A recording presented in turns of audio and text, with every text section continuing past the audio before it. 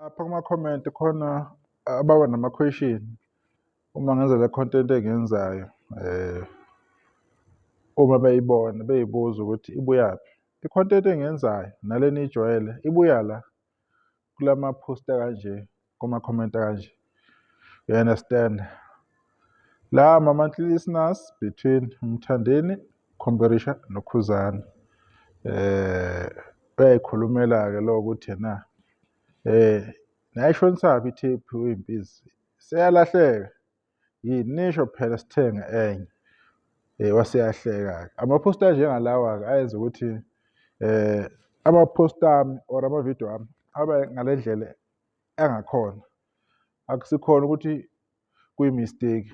Uma senza i-content kahle kahle i-content umuntu ayenzayo i-generally ifaka wonke umuntu. Kodwa uma sekunezinto ey'kanje lapho-ke engangibuyele khona emuva ngikhulume ngama-post afokhasa kakhulu kubani? UKhuzani. UKhuzani for 13 years anizange nisho lutho oluhle ngaye, anizange nincome lutho. Akukho nake nakukhuluma okupositive. But as soon as uMthandeni kunento eyi-one eyenzeka kahle from 2023 August seninemsila isimile sekungathi nje yeyi kade kwasa.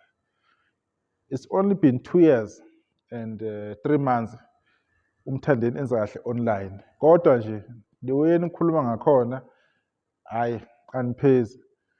Ama-question amaningi engawabuzayo abazange aphenduleke.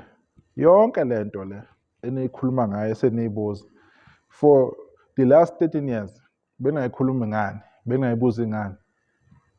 Kule minyaka eyedlule uma nihlala nithi yena ubebanjwa ngophondo, iqhawe lenu livalelwa. Online belivalelwa, livulelwe ubani ngo-2023? Ubani oluvulela? Ubani obelivimba umlomo ukuthi lingaculi? Ubani obelivala emcimbini ukuthi uma liphefoma lilahle isiginci phansi? Yizo zonke izinto ey'njengalezo esiyikhuluma siyibuza ukuthi ama-answer siwathole. Kodwa i-happiness yenu akubi i-happiness yenu, kube i-happiness yawo wonke umuntu. La kuney'ngoma eziwu-4 la kuvele eziwu-3. It's been more than 3 days manje. Mabethi 3 days ago, it means usuku lwesi-4. Le video uzoyibona usuku lwesi-5. From iy'ngoma eziwu-4, liphi imiliyoni? Kungani imiliyoni lingekho ey'ngomeni ey'ncane kangaka? Uyabona lawo ma-question la ukuthi abheda kanjani? Awekho right. Kodwa-ke liphi imiliyoni? Since iy'namba-ke nizazi, yabo. As soon as sikhuluma kahle nge-content, sikhuluma kahle ngawo wonke umculi, siba fair, sincoma lapho kumele sincome khona, sikhipha okusey'nhliziyweni zethu ukuncoma ukuthi hhayi usebenzile ubani, usebenze kahle, hhayi nibuye. Hhayi anikwazi uku-celebrate-a kahle into yenu, shatha into yenu ihamba indlela ihamba, anikwazi ukuyi-celebrate. Yabo i-issue. Nawu umlando omkhulu owenziwa uKhuzani. Buya le overseas, obuya ne-award. Award, le nto ivele yagqiba yonke into ebikhona abengicabanga ukuthi iyatrenda. Vele-ke akukho kuke kwatrenda. Iy'namba siyayibona lezi iy'namba. Iy'namba esiyibalekele uma zikhona. Kodwa akutrendi umsebenzi womuntu, kutrenda iy'namba kuphela. Ukutshelani ngalokho? Ayikho into okuthiwa idlala ematekisini, ku-TikTok kunama-sound. There is nothing, it's only numbers. Ku-Spotify hamba phambili, kuphi kuhamba phambili. But akukho kunye. UKhuba uhambe waya le overseas, wabuya ne-award. Nansi. Bambongelile uDr Malinga, o-MBZ, the producer, oMafikizolo, oZakwe, nabanye abavelile. Iyayibona leyo nto leyo. Uhambe waya phesheya. Ubani omunye umculi wamaskandi oke waya phesheya futhi omunye? Akekho. Khona okhulumile wathi uke waya lo mfana kaMamkhize lo. Ubani? U-Andile.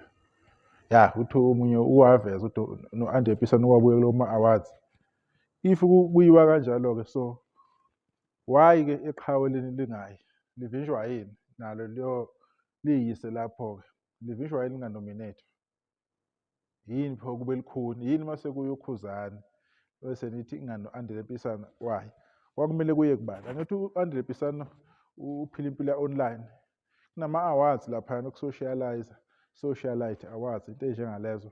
Kunama-awards, anikwazi lokho. Kunama-TikTokers awards, anikwazi lokho, understand? So, yingakho nibona i-content, nizofila ngathi hhayi, umuntu uma ekhuluma, ukhuluma nje uyakhuluma ngakhona. Angeke mina ngingakhuluma indlela engikhuluma ngayo. Content engoKhuzani incane kabi lapha online. One of the main reason okwenza ukuthi ngenze i-content kwaba yilokho.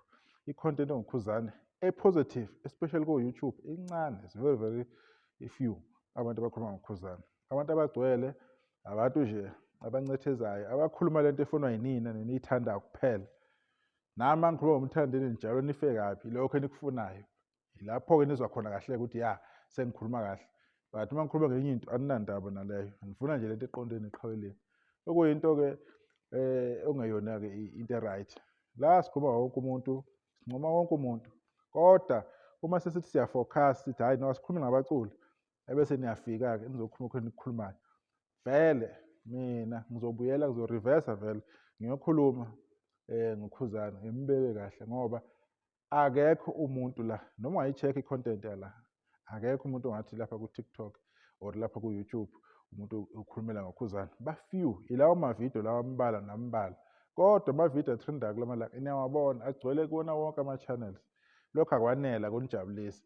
Engabe niya-celebrate ukuthi ena iy'namba nokuthi umsebenzi uhamba kahle. Iy'namba zihamba kahle ngoba umsebenzi angiboni ukuthi mhlawumbe ubuqiniso buyenzekani ukuthi umsebenzi uphumele uyiwona noma akusiwona. Angiboni ukuthi ubuqiniso benzekalile. Kodwa iy'namba zinhle and angeke singakhulumi ngazo. Sokhuluma ngazo because akukhona okwami ukuthi into ekhishiwe imnandi or ayikho mnandi. Aba-consumers abalaleli music yibona abaziyo ukuthi loo nto bayithanda or abayithandi. Akusikhona okwami.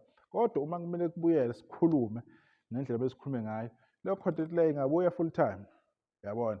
Singakhulumi ngendlela enifuna ngayo. Uma sithi siba positive anifuni. Uma sesikhuluma kahle ngomthandeni niyabuza ukuthi hhayi yekani wasukhuluma ngomthandeni, hhayi wena into faka ku-TV uma ukhuluma ngabalandeli bamthandeni uhlala uthi. Yizo-ke izinto ey'njengalezi ey'hlale zingenza ngikhuluma. Amaphosti anjengalawo maningi. Ngithi nje ngithathe le phosti le ephezulu, you understand? Kune-post evezwe umthandeni ethi 1 million ngazi followers, into enjengaleyo. Leyo nto leyo into ukuthi be-celebrate abantu bejabule ukuthi eyi yazi umthandeni uza kahle online.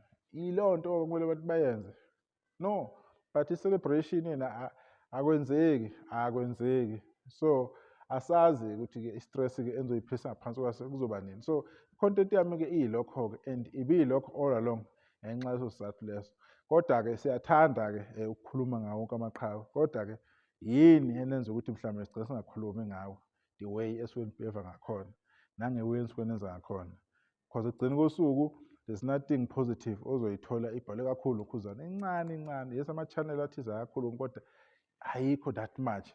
So kubalulekile ukuthi abantu abanjengathi bekhulume ngomsebenzi kaKhuzani bawuveze ubuhle bawo. Uma kunabantu abawuthreatenishayo ukuthi bafuna ukuthi bawungcolise, kumele kuthi siqhamuke sizothi no, umsebenzi kaKhuzani njengoba sebawubeka, umsebenzi kaKhuzani ukanje. Kumele sikuncome futhi izinto azenza uKhuzani siy'veze ebantwini, sikhulume ngazo ngaso sonke isikhathi. Njalo umsebenzi lo awenzile ukuthi athole i-award aye le e-USA, into ebaluleke kakhulu leyo ukuthi siyiveze. Singeke singayivezi-ke ngoba yini? Kuyobe sengathi manje asibeze ubulungisa. Abalandeli bakaKhuzani bamthanda kakhulu, bayay'fela ngaye, bayathanda indlela acula ngayo nangendlela a-actor ngayo. Iy'namba uma ziyofika lapho ziyofika khona. Uma angeke y'fike, angeke y'fike.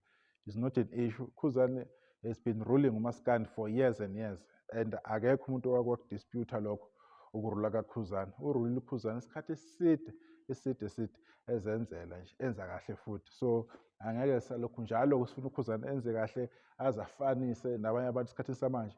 Isithuba labo ukuthi abantu benze kahle. Yekani abantu benze kahle uma isikhathi sabo.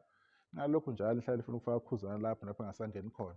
Isikhathi sabo abantu ukuthi na igame ngoba khani be-catch up manje-ke bayibambe. Injalo-ke indaba-ke. Ngibonga ithuba sodibana ngizwe kahle.